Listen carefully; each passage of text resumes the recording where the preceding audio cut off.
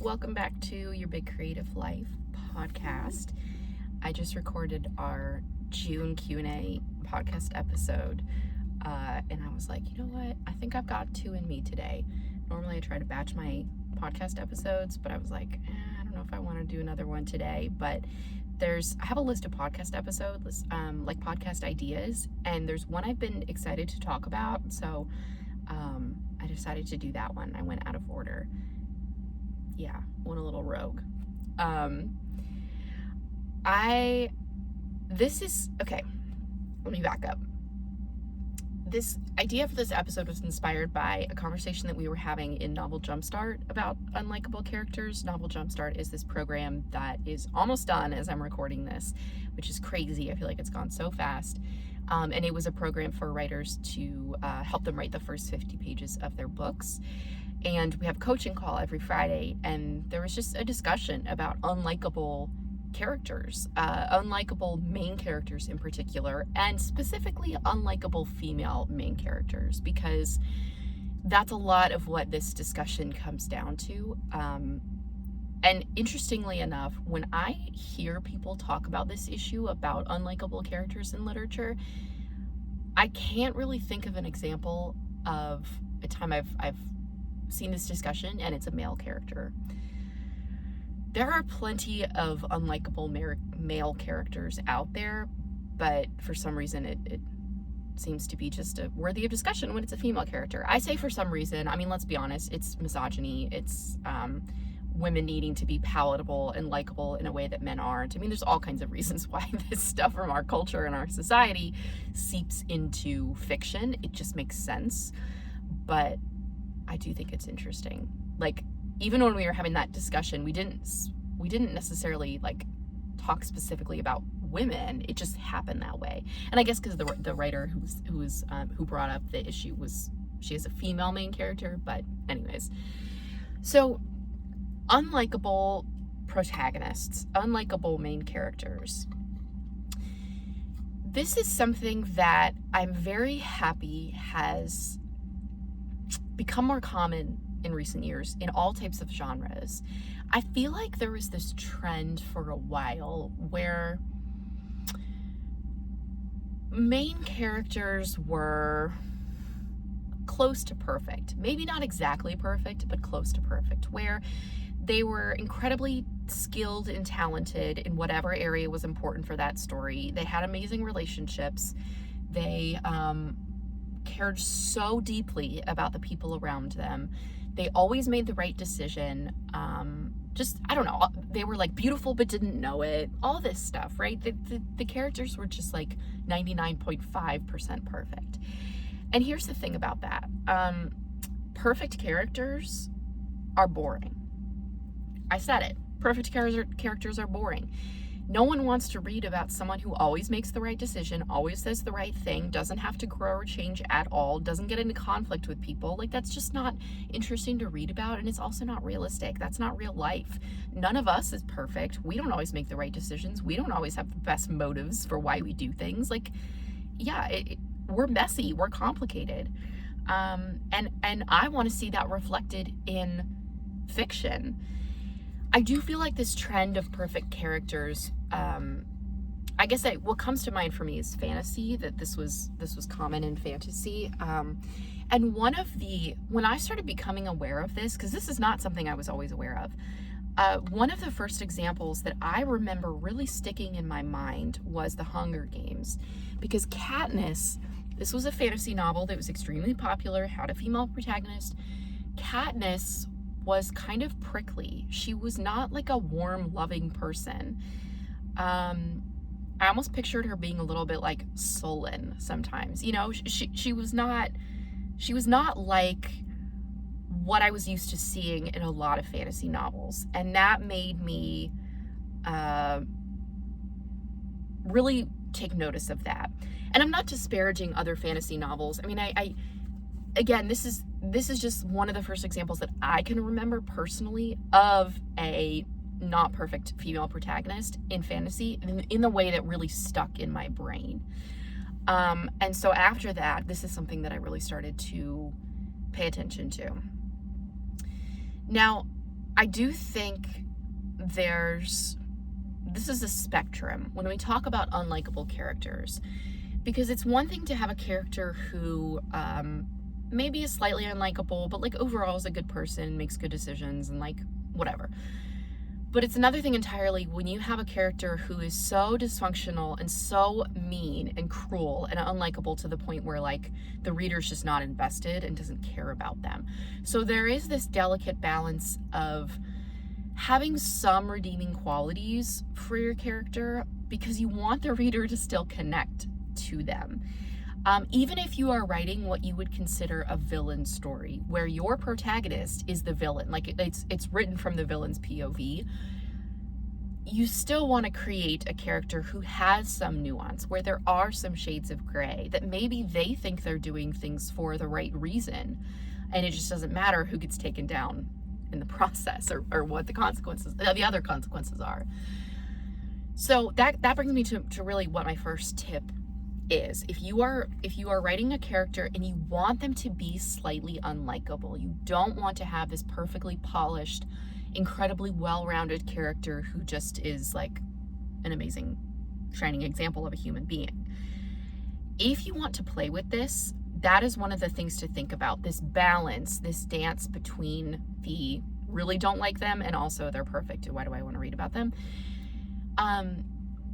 And think about redeeming qualities for this person. So as you're thinking about what makes them unlikable, like what their character weaknesses are, what their annoying traits are, what their flaws are, also in another column, be thinking about what are their positive attributes, what are their redeeming qualities.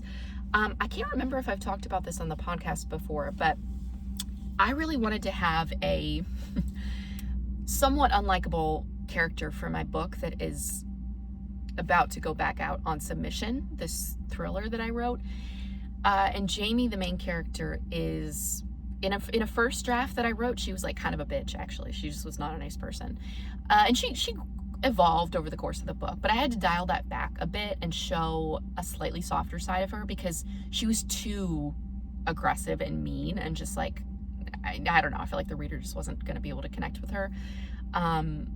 Because she just was, she was really mean to the people around her. So one of the things that I shifted in the early pages is I had her be one of those people who was always bringing gifts and treats for other people. So she, like for work, she was the I guess this was an earlier version. The podcast no longer exists. She used to have a podcast in an earlier draft of the book. So after I got through the first draft and I realized I needed to make her a little bit more likable, what I had her do is I had her bring in donuts for the team. So she was the podcast host, so I would have her bring in donuts for the producer and the social media person and just like her little team that worked on the podcast with her. And this is something that she did repeatedly. She would go on a Starbucks run and like bring coffee for people. She would bring donuts, and it wasn't like she was doing it because she wanted to manipulate people. It wasn't like it was a good action but still with a malicious intent or something. It was just because she cared about the people that she worked with. She cared about the people in her life, and like this was one way that she could show her love. That wasn't because she's not an overly affectionate person. She's not like a sit down and tell my friends how much they mean to me kind of person. So this was her way of doing that. So that's just a small example of like something that you can tweak and have the character do that shows a redeeming quality. And even if, like I mentioned earlier, even if you are writing a character that is more of a villain, maybe they have a redemption arc through the book, maybe not. Even a villain needs to have at least one like redeeming quality. And sometimes it's the same characteristic or trait just viewed in two different lights. So maybe your character's personality trait is that they are like extremely ambitious to the point where like they're willing to do whatever it takes to get power, maintain power, whatever related to power. Having that ambition and that drive can be a really good thing if it's used and directed in good ways. It can also be a bad thing if it's used and directed in bad ways. So that's an example of a trait that can be used for good or evil, just depending how you direct it, I guess. So yeah, that's a big tip for unlikable characters, is to just think about the traits that make them unlikable, but also the things that make them somewhat likable. Okay, my next tip is to think about shifting your mindset about how you think about unlikable characters, particularly if you are a woman writing a female character. This is specifically for you because of the internalized misogyny that so many of us have, where we want women to be palatable. We want women to be to not like ruffle too many feathers. I don't know. I just feel like most of us, not all, I'm not gonna say all women have this because I don't think that's true, but a lot of us do have some subconscious shit, like internalized misogyny, that we just maybe aren't aware of, we haven't worked through, whatever the case. And if you don't work through those things, or you're not aware of it, then that can seep into the way that you write female characters in your books. So one of the things that we talked about on the call, the Novel Jumpstart call, is just shifting the fact that, because, okay, how do I say this?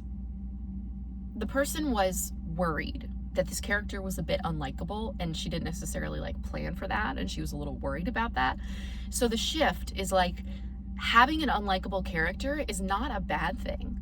Like I mentioned earlier, we want to read about complex people. We want to read about messy characters.